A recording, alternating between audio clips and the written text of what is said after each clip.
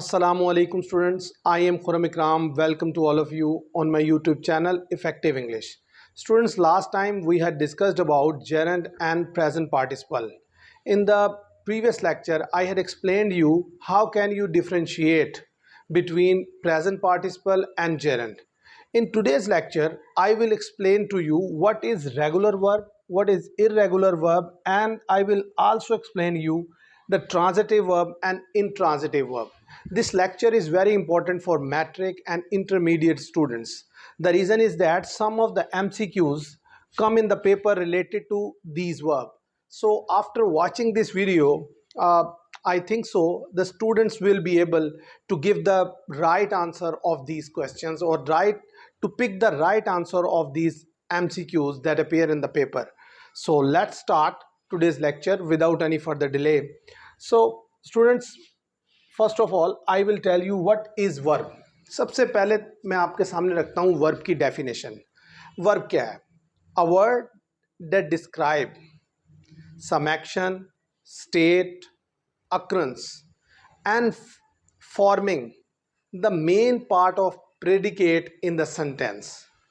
Students, जो verb होता है ना, हमने उनकी जो डेफिनेशन पढ़ी है वो ये है कि जस्ट एक्शन जो परफॉर्म करता है, लेकिन इसके अलावा जो कोई स्टेट है, किसी चीज़ का अकर होना है, ये सब का सब भी जो है ना, और कोई भी जो सेंटेंस हम लिखते हैं उसके अंदर जो मेन पार्ट है, जो प्रेडिकेट का हिस्सा है, जो मेन पार्ट है, वो वर्ब का काम कर रहा होता है वहाँ पर. और इसको मैं बड़ी डिटेल से अपने जो प्रीवियस लेक्चर है वर्ब का उसमें बता चुका हूँ.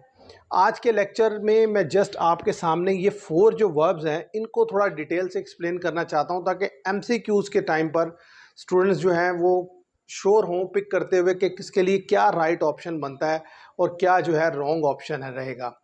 तो सबसे पहले अगर हम बात कर लेते हैं रेगुलर वर्ब की, तो स्टूडेंट्स जैसे मैं एक एग्जाम्पल लिखता हूँ, एक सेंटेंस लिखता हूँ आपके सामने.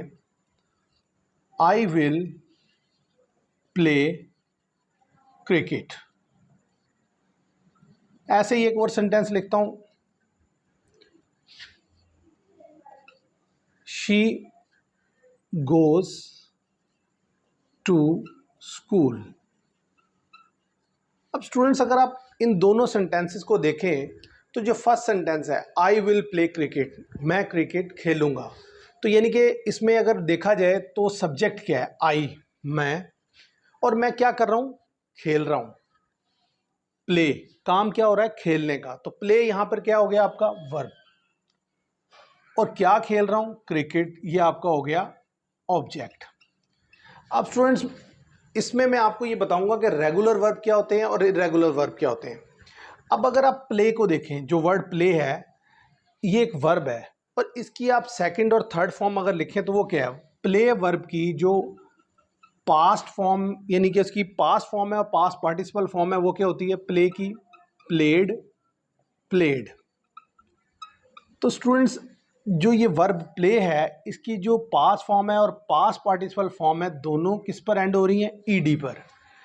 तो ऐसा वर्ब जिसकी जो फॉर्म है, यानी कि सेकंड और थर्ड, वो एंड हो डी पर या ईडी पर, तो वो वर्ब आपके क्या कहलाते हैं? Regular verb.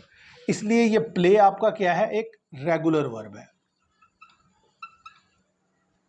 सेकंड एग्जांपल देखें. She goes to school. She, कौन जाता है? शी सब्जेक्ट है. गोज, जाने का काम हो रहा है. गोज कहाँ जाती है? To school. अब इसमें जो स्कूल है स्टूडेंट, ये ऑब्जेक्ट नहीं है, इसको मैं आगे चल के एक्सप्लेन करूंगा. गोज जो है, शी गोज, वो जाती है. अब ये भी एक वर्ब है. अब इसकी अगर हम पास्ट और पास्ट पार्टिसिपल फॉर्म लिखें तो गो की पास्ट फॉर्म होती है वेंट, और पास्ट पार्टिसिपल फॉर्म होती है गोन.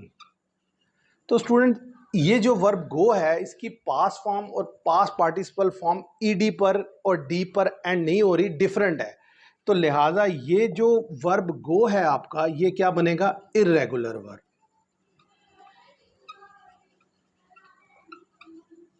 Irregular verb. एक और एग्जांपल देख लें. She Yeats food. इसी तरीके से एक और एग्जांपल लिखते हैं. I am watching TV. अब स्टूडेंट्स ये दो सेंटेंसेस मैंने आपके सामने लिखे हैं। जो फर्स्ट सेंटेंस है शी ईट्स फूड, अगर आप इस सेंटेंस को देखें तो इसमें सबसे पहले अगर आप देखें सब्जेक्ट क्या है, शी। कौन खाना खाती है, शी, तो ये तो हो गया सब्जेक्ट। काम क्या हो रहा है, ईट्स, खाने का, और क्या खाया जा रहा है, फूड, तो ये उसका ऑब्जेक्ट हो गया। अब स्टूडेंट्स अगर ये जो ईट वर्ब है, अगर आप इसकी पास्ट और पास्ट पार्टिसिपल फॉर्म लिखें तो क्या है, ईट की पास्ट फॉर्म होती है एट और पास्ट पार्टिसिपल फॉर्म इसकी होती है ईटन। तो इसकी सेकंड और थर्ड फॉर्म जो है स्टूडेंट्स वो क्या है, ईडी और डी पर एंड नहीं हो रही, इसकी डिफरेंट फॉर्म्स ऑफ वर्ब बन रही हैं। तो लिहाजा ये ईट आपका कैसा वर्ब है, इर्रेगुलर। अब अगर इधर देखिए आई एम वॉचिंग टीवी, कौन टीवी देख रहा है, मैं। आई तो हो गया सब्जेक्ट, एम हो गया हेल्पिंग वर्ब, और वॉचिंग जो हो गया ये आपका वर्ब हो गया, और टीवी क्या हो गया आपका ऑब्जेक्ट। अब स्टूडेंट ये जो वर्ब वॉचिंग है, अगर आप इसकी पास्ट और पास्ट पार्टिसिपल फॉर्म लिखें तो क्या आएगा, वॉच्ड, वॉच्ड। तो स्टूडेंट ये जो फॉर्म है ये कहाँ पर एंड हो रही है, ईडी पर। तो लिहाजा ये जो वॉचिंग वर्ब है ये आपका क्या वर्ब है, रेगुलर वर्ब। तो स्टूडेंट्स ये जो एग्जांपल्स मैंने आपके सामने लिखी, इससे मैंने ये आपको क्लियर करने की कोशिश की है कि ऐसे वर्ब जो ईडी और डी पर एंड होती है, जिसकी सेकंड और थर्ड फॉर्म, वो तो होते हैं आपके रेगुलर वर्ब, और वो वर्ब जिनकी पास्ट और पास्ट पार्टिसिपल फॉर्म डिफरेंट हो जाती है और डी और ईडी पर एंड नहीं होती, वो क्या हो जाते हैं आपके इर्रेगुलर वर्ब। तो स्टूडेंट्स अब जब कभी भी पेपर में आपसे ये क्वेश्चन पूछा जाए एमसीक्यूज में कि कोई वर्ब दिया गया हो और पूछा जाए ये रेगुलर वर्ब है या इर्रेगुलर वर्ब है, तो आपने जस्ट उस वर्ब की पास्ट और पास्ट पार्टिसिपल फॉर्म को अपने जहन में लाना है। अगर तो वो ईडी और डी पर एंड हो रही है तो फिर तो वो रेगुलर वर्ब है, और अगर वो ईडी और डी पर एंड नहीं हो रही बल्कि चेंज हो रही है तो इट मीन्स कि वो कौन सी आपकी है, वो इर्रेगुलर वर्ब है। स्टूडेंट्स अब हम बात करेंगे जो ट्रांजिटिव वर्ब है और इन ट्रांजिटिव वर्ब है इनकी। रेगुलर वर्ब और इर्रेगुलर वर्ब मैंने आपको बता दिए। अब ट्रांजिटिव वर्ब क्या होते हैं, इन ट्रांजिटिव वर्ब क्या होते हैं, इनको देखते हैं। I will go to Karachi, ऐसे एक और सेंटेंस लिख लेते हैं, she reads a newspaper. Students अगर आप फर्स्ट सेंटेंस देखें, I will go to Karachi, तो अगर हम इसको पार्ट्स ऑफ स्पीच में तोड़ लें तो जो वर्ड आई है ये क्या है, सब्जेक्ट। कौन जाता है, मैं, आई हो गया सब्जेक्ट। अब काम क्या हो रहा है, जाने का, गो क्या हो गया आपका वर्ब। अब स्टूडेंट विल क्या है, विल जो है आपका हेल्पिंग वर्ब है। अब जो लास्ट पार्ट बचा है स्टूडेंट्स ये है टू कराची। तो पहले मैं आपको अगर बताऊं कि ट्रांजिटिव वर्ब क्या होते हैं और इनट्रांजिटिव वर्ब क्या होते हैं। ऐसे वर्ब जिनका अपना ऑब्जेक्ट हो वो होते हैं ट्रांजिटिव वर्ब, और वो वर्ब जिनका ऑब्जेक्ट गिवन ना हो वो क्या होते हैं, इनट्रांजिटिव वर्ब। तो अब अगर इस सेंटेंस में आप देखें I will go to Karachi, तो आप ये फाइंड आउट करेंगे किसी भी सेंटेंस में कि भाई इसमें ऑब्जेक्ट गिवन है या नहीं। और इसके लिए रूल ये होता है कि जो भी वर्ब गिवन है आपके पास सेंटेंस में, उस वर्ब के साथ व्हाट या हुम लगाकर आप खुद से क्वेश्चन करें, और अगर तो उसके आंसर में वो लास्ट पार्ट जो सेंटेंस का बचता है वो आता है उसका आंसर, तो इसका मतलब है ऑब्जेक्ट गिवन है, अदरवाइज इसमें ऑब्जेक्ट गिवन नहीं है। तो अब इस सेंटेंस को आप देखिए, I will go to Karachi. अगर मैं क्वेश्चन पूछूं खुद से, आई विल गो व्हाट, तो आंसर नहीं आएगा। आई विल गो हुम, इसका भी आंसर नहीं आएगा। लेकिन स्टूडेंट्स अगर मैं कहूं आई विल गो वेयर, तो आंसर आएगा कराची। तो स्टूडेंट ये जो वेयर, व्हेन, व्हाई, हाउ, इनके जो रिप्लाई होते हैं ना वर्ब के साथ लिखने से, ये एडवर्ब होते हैं, ये ऑब्जेक्ट नहीं होते। अब लिहाजा अगर इस सेंटेंस को देखा जाए I will go to Karachi, तो गो के साथ आप व्हाट लगाएं या होम लगाएं, आंसर में ये कराची नहीं आता। लिहाजा इस सेंटेंस में ऑब्जेक्ट गिवन नहीं है।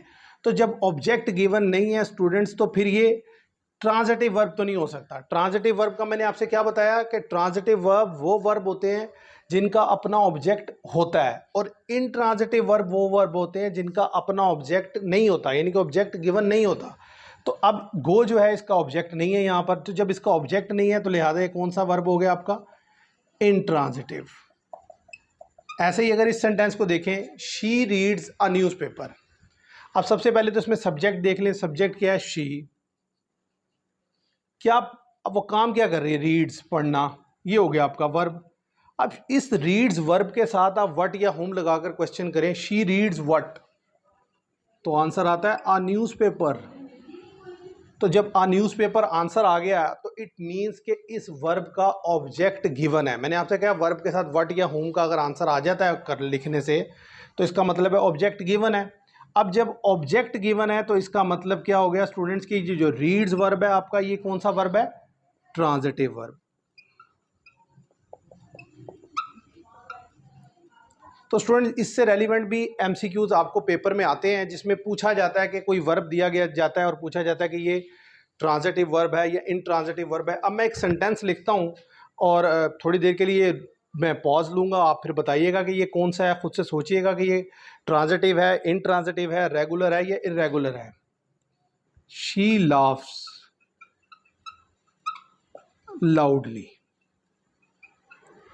अब स्टूडेंट ये लाफ्स एक वर्ब है, शी जो है सब्जेक्ट है। अब आप सोचें कि जो लाफ्स वर्ब है ये किस तरह का वर्ब है।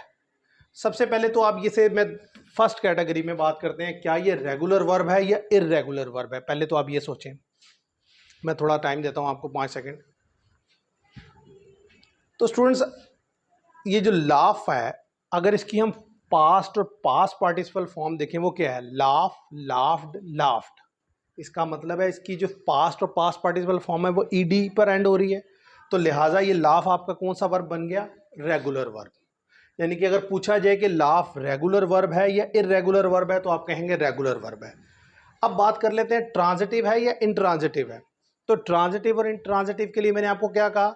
ऐसा वर्ब जिसका अपना ऑब्जेक्ट हो, ट्रांजिटिव।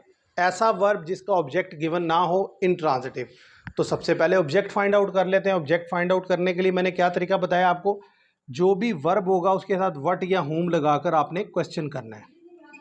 तो आप क्वेश्चन करें, शी लाफ्स व्हाट, वो क्या हंसती है? No idea. शी लाफ्स हुम, कोई आंसर नहीं। शी लाफ्स हाउ, ये लाउडली किसका आंसर आता है? हाउ। कैसे हंसती है? ऊंची आवाज में। तो हाउ मैंने आपको बता दिया वो क्या होता है? एडवर्ब। अगर वर्ब के साथ हाउ लगाकर आंसर आ रहा है तो वो एडवर्ब हो सकता है, ऑब्जेक्ट नहीं हो सकता। अब इट मीन्स कि जब ये लाफ्स का अपना ऑब्जेक्ट नहीं है तो फिर ये लाफ्स किस तरह का वर्ब हो गया आपका? इनट्रांजिटिव।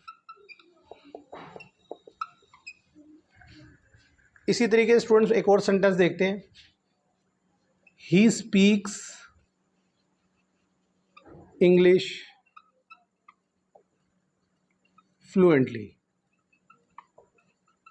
तो स्टूडेंट अगर इस सेंटेंस को आप देखें, ही स्पीक्स इंग्लिश फ्लुएंटली, तो अब इसमें जो सबसे पहले आप देखें सब्जेक्ट क्या है? ही।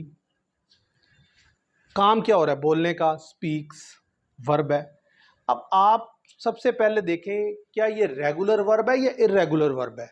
तो स्पीक की पास्ट और पास्ट पार्टिसिपल फॉर्म क्या होती है? स्पीक की पास्ट फॉर्म होती है स्पोक, पास्ट पार्टिसिपल फॉर्म होती है स्पोकन। तो इट मीन्स कि ये ईडी पर और डी पर एंड नहीं हो रही। तो जब ये उस पर एंड नहीं हो रही तो इसका मतलब है ये स्पीक कैसा वर्ब है आपका? इरेगुलर वर्ब है। अब बात करते हैं क्या ये ट्रांजिटिव है या इनट्रांजिटिव है।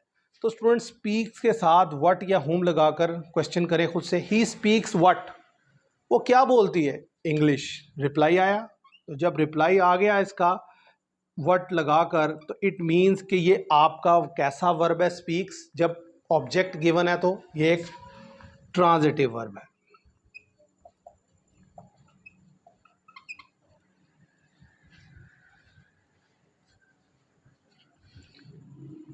I like him. अब स्टूडेंट इसको अगर आप देखें, I like him very much. Students ये एक मैंने सेंटेंस लिखा है। अब इसमें अगर आप देखें जो वर्ब आया है, यानी कि पहले तो सब्जेक्ट क्या है आई और वर्ब क्या है इसमें लाइक। अब इसे देखें क्या ये रेगुलर वर्ब है या इरेगुलर वर्ब है। तो लाइक की जो पास्ट और पास्ट पार्टिसिपल फॉर्म है वो क्या होती है, लाइक्ड लाइक्ड। इसका मतलब है डी पर एंड हो रहा है, तो मैंने आपसे कहा था डी पर एंड हो या ईडी पर हो वो क्या होते हैं आपके रेगुलर वर्ब।